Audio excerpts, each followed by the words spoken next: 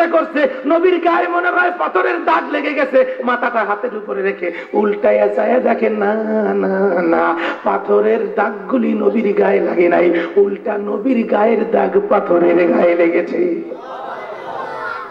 এই নবী কয় আমি দুধ পান করাইতেছি, ডান পাশের দুধ আমার নবী আমার ছোট্ট মোহাম্মদ পান করতেছে, তার সমবয়সী আমারও একটা বাচ্চা ছিল, আমি আমার বাচ্চাটাকে আমার রেখে আমি মোহাম্মদকে পান করাইতেছি। যে দূর থেকে আসছে, সফরে কষ্ট হয়ে গেছে, ডান পাশের দুধ শেষ হয়ে গেলে আমি বাম পাশের স্তনটা আমি আমার ছোট্ট বাচ্চা মোহাম্মদের গালের মধ্যে দিতে চেষ্টা করলাম। হযরতে হালিমাতুস সাদিয়া বর্ণনা করেন, আমি অনেক চেষ্টা করে আঙ্গুল দিয়ে গুতায়াও আমি অনেক দীর্ঘ সময় চেষ্টা করে মোহাম্মদের দুইটা ঠোঁট খুলতে পারলাম না। বাম পাশের স্তন পান করল না। দেখেন একদিন রাসূল বড় হয়ে গেলে জিজ্ঞাসা করতেছে, আব্বাজান মোহাম্মদ কেমন আছো? কয় ভালো। কয় তোমার কাছে একটা প্রশ্ন করতে চাই, তুমি আমার ডান পাশের স্তনের দুধ পান করতে, বাম পাশের দুধ কেন পান করো নাই? কোনোদিন করো নাই, জীবনেও করো নাই, কেন করো নাই বলতে পারবা? কয় আম্মাজান আমি নবী, আমি সাধারণ মানুষ নয়, আমার মধ্যে ইনসাফ আছে, আমি অসাধারণ মানুষ নয়, আমি অসাধারণ মানুষ, আমি যদি বেইনসাফি করি গোটা উম্মত আমার নষ্ট হয়ে যাবে। আমার সমবয়সী আর একটা সন্তান আপনার আছে, এজন্য আমি নবী হইয়া ডান পাশ দিয়া পান করা সুন্নাত দেখায় দিছি, বাম পাশের স্তনটা আমি আমার দুধ ভাই আব্দুল্লাহর জন্য রেখে দিয়েছি। ওটা আমার ইনসাফ ছিল, ওটা পান করলে আমি আব্দুল্লাহর উপরে জুলুম করে ফেলতাম, এই জন্য জীবন ভর আমি ইনসাফ করেছি, আমি ওই দুধ তো পান করি নাই। সুবহানাল্লাহ বলার মতো একটা কথা না? তাহলে বোঝা গেল নবী ইনসাফ বলা ছিল। এই মা এই হালিমাতুস সাদিয়া আল্লাহর নবী মদিনার ময়দানে উহুদ খন্দকের মাঝখানে দাঁড়িয়ে যখন ভাষণ দিচ্ছে, ওই জায়গাটা এখনো পর্যন্ত কালের সাক্ষী হয়ে আছে। খন্দকের যুদ্ধের যেই জায়গাটা খুঁজছিল ওই জায়গায় 7টা মসজিদ, 3টা ভাঙ্গে একটা করে সরকার একটা বড় মসজিদ করছে, বাকি 4টা মসজিদ আজও পর্যন্ত সেখানে আছে। বেলালের দল, ফাতেমার দল, আলীর দল, আবু বকরের দল, এরকমের দলে দলে যেখানে খন্দকে যারা ক্যামা কেড়েছিল তাদের সব জায়গায় মসজিদ করেছে। ওই জায়গায় আজ পর্যন্ত কালের সাক্ষী হয়ে সাহাবীদের গুণ সাক্ষী দিতে এখনো পর্যন্ত ওই জায়গায় বসলে মনে হয় জান্নাতি পরিবেশে হিমেল খাওয়ায়, গরমের দিনেও ঠান্ডা বাতাস আসে, সুগন্ধযুক্ত ঠান্ডা বাতাস বইতে থাকে। এই রাসূল চলার পথের ধুলা লাগলে তোমার গায়ে, ধন্য হবে জীবন তোমার জান্নাতি হাওয়ায়। ঠিক কিনা? এবার কি বলতেছিলাম মনে আছে? কোথায়? আল্লাহর নবী সুন্দর করে যখন হালিমাতুস সাদিয়ার ঘরের মধ্যে সব কাজ শেষ করলেন, রাসূল বড় হয়ে যখন ভাষণ দিচ্ছে জাতির উদ্দেশ্যে, একটা মহিলা দূর থেকে দেখো মেয়েদের এবং মায়েদের কেমন ইজ্জত করেছে নবী। একজন মহিলা, আমাদের দেশে বা বিশ্বে কিছু পরগাছা আছে বিভিন্ন ধর্মের অনুসারী, তারা বলে ইসলাম নাকি মহিলাদেরকে কুলসিত করেছে, বলে নাউজুবিল্লাহ। ইসলাম মহিলাদেরকে সর্বোচ্চ শিখরে মর্যাদায় সিংহাসনে বসিয়েছে। মায়ের মর্যাদা, মেয়ের মর্যাদা, বোনের মর্যাদা, স্ত্রীর মর্যাদা দিয়েছে আল্লাহ রাব্বুল আলামিন। মেয়েদেরকে মর্যাদা দিতে দিয়ে নবীদের মা বানায়া দিয়েছে। এবার আল্লাহর রাসূল ভাষণ শুরু করে দিয়েছে। ভাষণের মধ্যে এক মহিলা একদম বোরকা টোরকা পড়া দৌড়ে আসতেছে। রাসূল বলল, ও সাহাবীরা তোমরা একটু জায়গা করে দাও, ওই মহিলাকে ভেতরে আসতে দাও। ভেতরে আসলেন, রাসূলের গালের উপরে একটা চুমা দিলেন, মুখে কপালে নাকের উপরে চুমা দিলেন, কি কে যেন বললেন। রাসূল নিজের পাগড়িটা খুলে সুন্দর করে ভাঁজ খুলে বিছায়া দিয়া তাকে ধরে বসালেন। সাহাবীরা তো রাগের চোটে ফুলছে, ইয়া রাসূলুল্লাহ রাসূলের পাগড়ির উপরে বসে এমন মানুষ কে হতে পারে?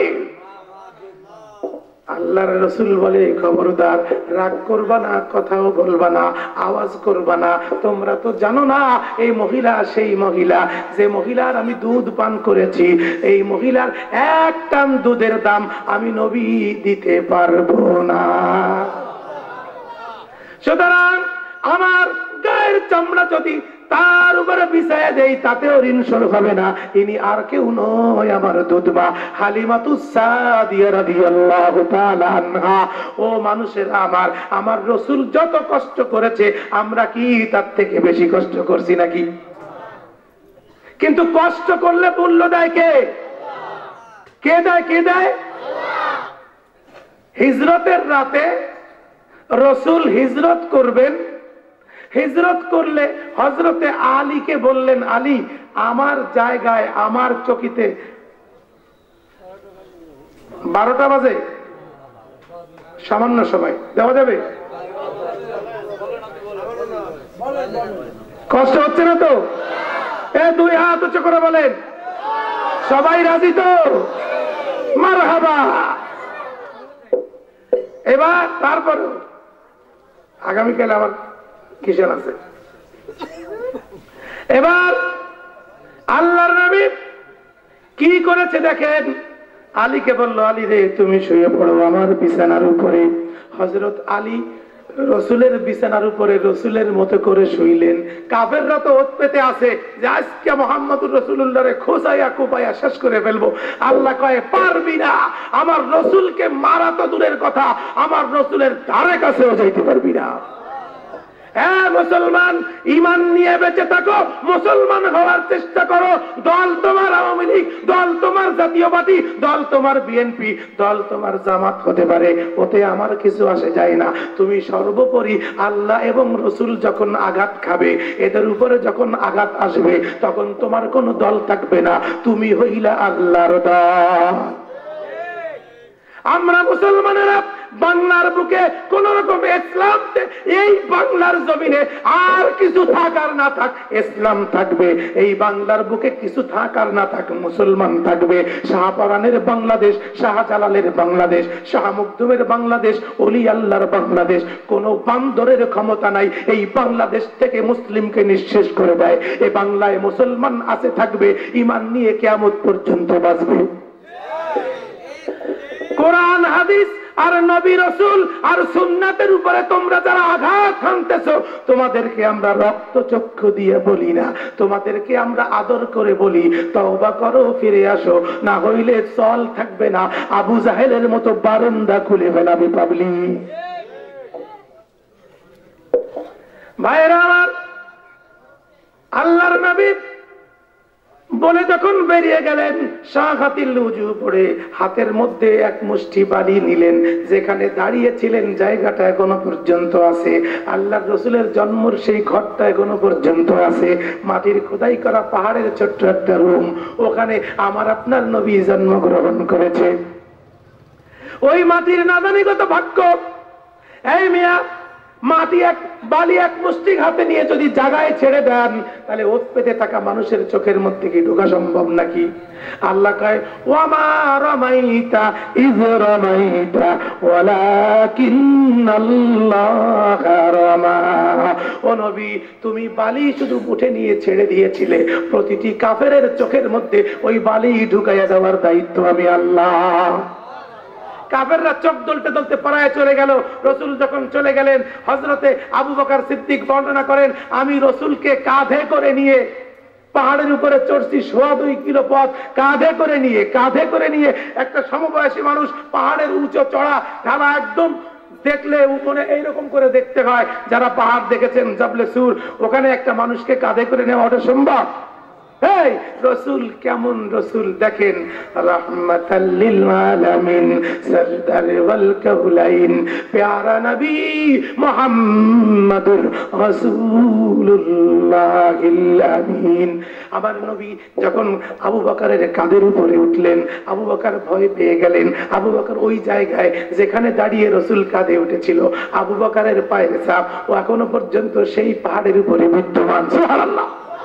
পাথর ডাক দিয়া বলে সব শেষ হয়ে যাবে, আমার রাসূল বসেছে, আমার রাসূল শুয়েছে, রাসূলের সাথী বসেছে, এদের পায়ের ছাপ আর পিঠের দাগ আমরা পেয়ে ধন্য হয়ে গেলাম। এবার দেখেন কেমন মজা, কেমন সাজা, কেমন মজা। আবু বকর ঘাড়ের উপরে চড়ে রাসূলকে যখন উঠাইতে চাইলেন, মনে মনে ভাবলেন এত বড় একটা মানুষ নিয়ে এত দূর কিভাবে উঠবো, একটু কষ্ট পাইতে লাগলেন। যখন আবু বকরের বর্ণনা, যখন নবী কাঁধে উঠলেন, তখন থেকে আল্লাহর নবী কাঁধে ওঠার সঙ্গে সঙ্গে আবু বকর সিদ্দিক আকবরের বডিটাও হালকা হয়ে গেল। আবু বকর বলেন, আমি উইদাউট এনি স্টপেজ, কোথাও থামা ছাড়া বিরতিহীন ভাবে আমি ওই 2 কিলো পথ অতিক্রম করে, পাহাড়ের দুর্গম পথ অতিক্রম করে উঠে গেলাম। কোথাও আমার কষ্ট হয় নাই, আমার কোথাও গরম লাগে নাই। কেমন যেন একটা ঠান্ডা হাওয়া এসে আমাকে বেষ্টন করে, কি যেন একটা লিফটের মতো আমাকে টেনে একদম গাড়ে সোর পর্যন্ত পৌঁছাইয়া দিল। আল্লাহর নবী বলেন, চিন্তার কোনো কারণ নাই, তুমি চিন্তা করো না। আল্লাহর রাসূল যখন গর্তের মধ্যে, কাফেররা চলে এসেছে, চকচক করে সূর্যের আলো লাগে তরবারির উপরে, ওই সূর্যের আলো গর্তের মধ্যে পড়ে। আবু বকর কয়, রাসূল এবার কুসাবে জনমের কুসান। আল্লাহ কয়, আমি আসি, তোরা চিন্তা করিস না। সঙ্গে সঙ্গে আল্লাহ জিবরিলকে পাঠায়া দেয়। ইযহুমা ফিল গার ইয ইয়াকুলু লি সাহিবিহি লা তাহজান ইন্নাল্লাহা মা'না। আল্লাহু আকবার। এ বন্ধু, তোমার বন্ধুকে বলে দাও, ওখানে তোমরা 2 জন না, যেখানে তোমরা 2 জন, আমি আল্লাহ তোমাদের সাথে 3য় জন। তোমরা 2 জন নয়, গর্তের মধ্যে আমি আল্লাহ তোমাদের সাথে। আজকে তোমাদেরকে মারে এমন ক্ষমতা আরবের কোন কাফেরের নাই। সুতরাং মারার মালিক কে? রাখার মালিক কে? দেওয়ার মালিক কে? নেওয়ার মালিক কে? খাওয়ানোর মালিক কে? পড়ানোর মালিক কে? ইযা সাআলতা ফাসআলিল্লাহ ওয়া ইযা ইসতাআনতা ফাসতাইন বিল্লাহ। আল্লাহ কয়, চাইতে থাক, আমি দেই না তাও চা, আরো দেই না তাও চা, 1 বছর দেই নাই আরো চা, 2 বছর চা, 3 বছর চা, 10 বছর চা, 15 বছর চা।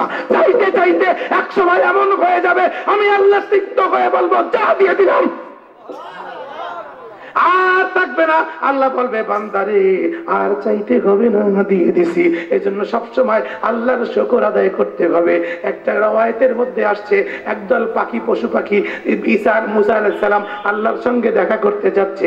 পাখিরা কয়, ও মুসা, মুসা আলাইহিস সালাম হাতের লাঠি দিয়ে যেখানে পিটান দিয়ে পানি বের করেছিল, আমি ওখানে গিয়ে দেখেছি এখনো লাঠির সেই দাগ আছে, এখনো সেখান থেকে পানি বের হয়।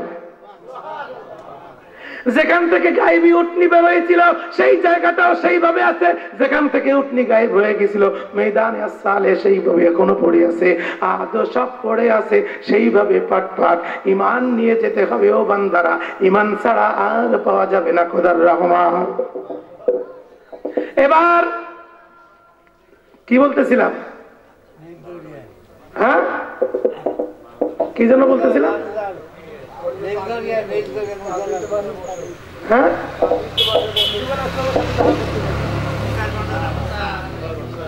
মুসা আলাইহিস সালাম ডাক দিছে, আল্লাহ আমি আসার সময় এক পদের জানোয়ারেরা, তারা পানির দরকার, উভয়চর প্রাণী, বললো যে মুসা তুমি তো আল্লাহর সাথে কথা বলতে যাচ্ছ, তা আমাদের ব্যাপারে একটু বলো, বৃষ্টি হবে কবে? আল্লাহর কাছে যে বলছে, আল্লাহ কয় বৃষ্টির কোন স্যাংশন নাই। শুই না মুসা আলাইহিস সালাম হাইটে যাচ্ছে, খবর তো ভালো না, তাই দেয় নাই, হাইটে যাচ্ছে। জীবজন্তু বলতেছে, ও মুসা ঘটনা কি, কিছু বলি তো যাবা? হা না। কয় ভাই বলার মতো না। কয় বলার, তুমি তো বলবা কি বলার মতো না মানে? কয় ভাই বলবো কি, আল্লাহ কইছে পানির কোনো ব্যবস্থা নাই। কয় আলহামদুলিল্লাহ। সব জানোয়ারেরা কি কয়? আলহামদুলিল্লাহ। বলতে দেরি আছে, মুসল দাঁড়ায় ঝপট করে বৃষ্টি। আলহামদুলিল্লাহ। জোরে বলেন আলহামদুলিল্লাহ, আরো জোরে চিৎকার করে বলেন আলহামদুলিল্লাহ। মুসা কয় আল্লাহ ঘটনা কি? তুমি কইলা পানি নাই, আমিও কইলাম হবে না, সাথে সাথে পানি। আমি তো বেশ, তোমার তো কিছু হয় নাই, তুমি থাকো উপরে, আমি তো নিচে, বেশ দিতে তো আমি হইলাম। আল্লাহ কয় ও মুসা কারণটা কি, রাগ হইলে নাকি? কয় দাঁড়াও আরো কথা আছে, আল্লাহ যাইও না। কয় কি হয়েছে? কয় আল্লাহ বেইজ্জতি এই রকমের ডাইরেক্ট করা ঠিক হয় নাই। কয় মুসা কি হয়েছে? কয় তুমি কইছো পানি নাই, আমিও কইছি পানি নাই। ওরা কয় আলহামদুলিল্লাহ, তুমি কেমনে পানি দিলা? আল্লাহ কয় মুসা ওইগুলা কি তোর সৃষ্টি না আমার? কয় তোমার। কয় তোরে কে বানাইছে? কয় তুমি। কয় পানি কার? কয় তোমার। বৃষ্টি কার? তোমার। জানোয়ার কার? তোমার। হ্যাঁ মুসা আমার জানোয়ার পানি নাই, তাই শুনে পানি পাবে না শুনেও দুঃখের মধ্যেও বলছে আলহামদুলিল্লাহ, আমি আল্লাহর ইশকে জোশ লেগেছে, আমি সঙ্গে সঙ্গে পানি দিছি। আমার মাকলুক রে আমি দিছি, তোমার এত জলে কে? কয় আল্লাহ আর লাগবে না, মাপ চাই, ক্ষমা চাই। আমার নবী এবার দেখেন, আমি স্বল্প একটু কথা বলি। তাদের বনি সাদে হালিমাতুস সাদিয়ার ওই দরবারে বসে আছে, এমন অবস্থা হয়েছে চতুর্দিক থেকে খাবারের দুর্ভিক্ষ লেগে গেছে, কোথাও কোনো খাবারের ব্যবস্থা নাই। নবী কাকে বলে দেখো ভাই, রাত মেলা হয়ে গেছে, 12টা বেজে গেছে। আমরা আগামী বছর ইনশাআল্লাহ আবার শুনবো, যদি আল্লাহ নসিবে রাখে ইনশাআল্লাহ, কারণ মেলা রাত হয়ে গেছে। 1 মিনিট বসেন, সেটা হচ্ছে তারবিয়াতপূর্ণ কিছু কথা। ওযু আর গোসল, নামাজ পড়তে ওযু লাগে, ওযুর আগে গোসল লাগে। এই জায়গায় এমনও মানুষ আছে বয়স 60 হয়ে গেছে, 30-40 বছর হয়ে গেছে মুসল্লি, কিন্তু গোসলের ফরজ জানে না। ওনার জীবনের নামাজের কোনো কাম হইছে না, জেনে করছে, আল্লাহ মাফ করনেওয়ালা, কিন্তু আসলে তো বাহ্যিক দৃষ্টিতে হয় নাই, ঠিক কিনা? গোসলের